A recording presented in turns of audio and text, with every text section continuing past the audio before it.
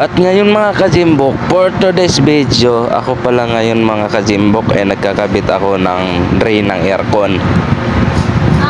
Ito pala mga kajimbok, yung nakapwisto yung drain ng aircon ay nasa parking sa ground. Kaya ngayon mga kajimbok, umakyat na hagdan.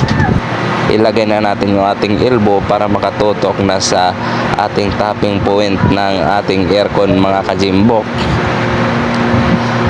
Ayan mga kajimbok, at tinuto ko na at sinusukat ko na yung T na doon natin ilagay sa ating pagtatapan sa abang ng admin yan mga kajimbok. Kaya yan.